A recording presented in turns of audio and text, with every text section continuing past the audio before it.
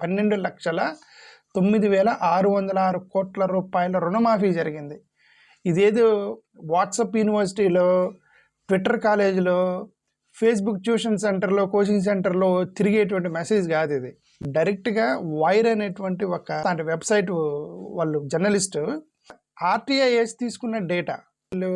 June 15వ తారీఖున doctor Bhagwat Karad minister of state for finance అనే వ్యక్తికి ఆర్టీఐ వేస్తే 2013-14 నుండి డిసెంబర్ 31, 2022 13-14 నుండి 22 8 సంవత్సరాల్లో 8 ఇయర్స్లో ఇప్పటి వరకు ఎంత బ్యాంకు రుణమాఫీ జరిగింది అని వైర్ వాళ్ళు ఆర్టీఐ వేస్తే doctor Bhagwat Karad minister of finance state for finance వాళ్ళు ఇచ్చినటువంటి డేటా 12,09,606 కోట్ల రూపాయలు రుణమాఫీ చేశారు.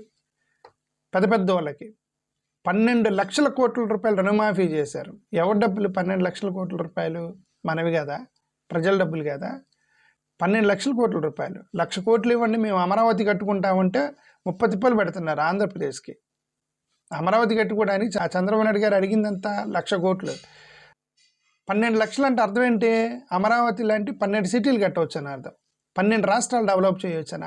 అది కేవలం కొంతమంది వ్యాపారస్తులకి అప్పనంగా లోన్లు ఇచ్చేసి తీసేశారు. రిజర్వ్ బ్యాంక్ ఆఫ్ ఇండియా చూడండి, డిబిఆర్ నంబర్ బీపీబీసీ 45/214048/2018-19 డేటెడ్ 2019 జూన్ 7 ఒక సర్క్యులర్ పంపించింది. ఏమని? మీరు ఎవరెవరికైతే ఈ బ్యాంక్ రుణమాఫీ చేశారో వాళ్ళందరినీ మీరు బ్లాక్ లిస్ట్లో పెట్టండి అని. 12,09,606 కోట్ల రూపాయల రుణమాఫీ జరిగిందో వాళ్ళందరూ బ్లాక్ లిస్ట్లో లేరు. ఇప్పుడు వాళ్ళు బడా వ్యాపారస్తులుగా తిరుగుతున్నారు. ఇది రుణమాఫీ స్కామ్ కాదు. ఇది రుణమాఫీ అంటే గవర్నమెంట్ చేసింది.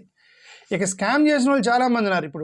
ఇప్పుడు ఫర్ ఎగ్జాంపుల్ గుజరాత్ నుంచి నీరవ్ మోడీ, మెహుల్ చోక్సీ, నిశాంత్ మోడీ, అమీ మోడీ వీళ్ళందరూ కూడా గుజరాత్ వాళ్ళే.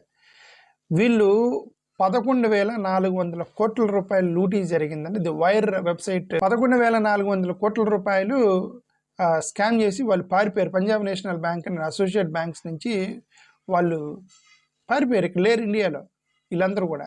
నిశాంత్ మోడీ, అమిత్ మోడీ, మెహుల్ చోక్సీ, నీరవ్ మోడీ ఎక్కడున్నారో తెలియదు. ఈ జతిన్ మెహతా 7,000 కోట్ల రూపాయలట. ఇతను కూడా గుజరాత్ అతనే.